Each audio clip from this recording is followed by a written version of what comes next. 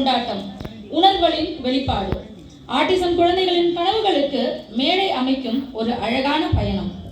இன்று இந்த மேடையில் ஒலிக்கப் போவது வெறும் பாடல்கள் மட்டுமல்ல, முயற்சியின் சத்தம், நம்பிக்கையின் குரல், திறமையின் அடையாளம், கனவுகளின் துடிப்பு.